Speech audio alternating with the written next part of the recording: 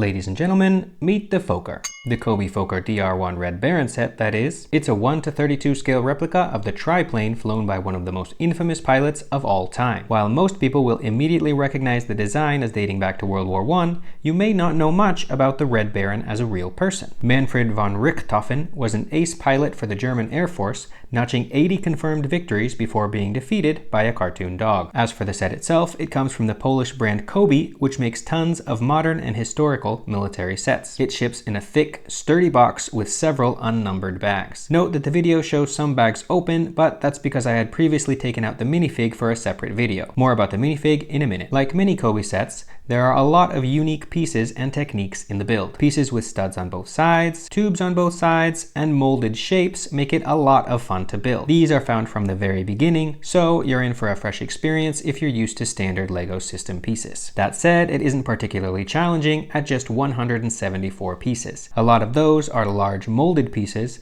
and they look incredible on the final build. The tail section is a personal favorite, although the rudder is stuck in place. In case you haven't already noticed, the set uses exclusively pad printed pieces. This separates it from the older Red Baron set that COBI released some 6 or 7 years ago. Some of those prints extend across 2 separate pieces, but they line up perfectly. The wings, tail, and sides of the plane feature an altered version of the Iron Cross, although it seems to match this photo from 1917. This symbol has aged much more gracefully than other symbols from World War II. The finished build looks incredible, but it's also great for play. I couldn't help but swoosh it around in the air when I was finished.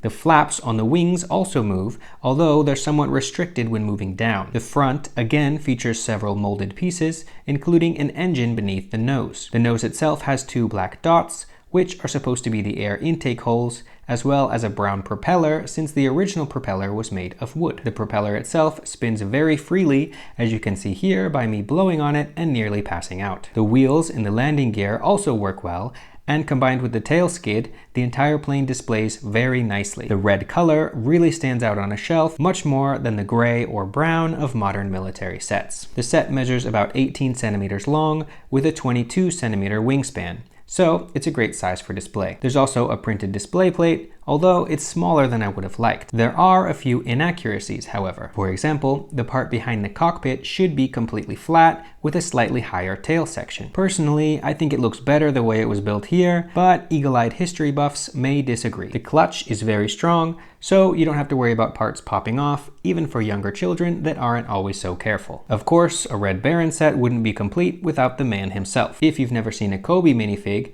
they're different from LEGO minifigs in a few key ways. For example, the legs don't have tubes on the back, the torso is more curved, and the hands are more rigid. The most notable difference is of course the face, which has contours for a nose and cheeks. In many ways, it's more similar to a Friends minifig than the classic LEGO minifig we all know and love. Despite those differences, helmets and other implements are compatible between the 2 systems. This can be a great way to get military accessories onto your LEGO sets if that's what you're into. As for this specific minifig, around the neck you can see a printed version of the blue Pour le Mérite, which was one of the highest military merits in the Kingdom of Prussia. Aside from the popped collar, the resemblance is uncanny. Overall, I had a blast building and playing with this set. Coming in around 25 euros, it's a great pick for a cheap build or a present for younger builders or history buffs. Since it's so easy to build, anyone can get into it. Typically, scale models with glue and paint are the only way to enjoy this kind of model, so the fact that it's made of bricks should make it much more accessible to just about anybody. If you're in the EU, you can get it from our shop with quick shipping, or try your luck on Amazon if you're in the US. Both are linked in the description below. While you're at it, consider subscribing to see more reviews like this one in the future.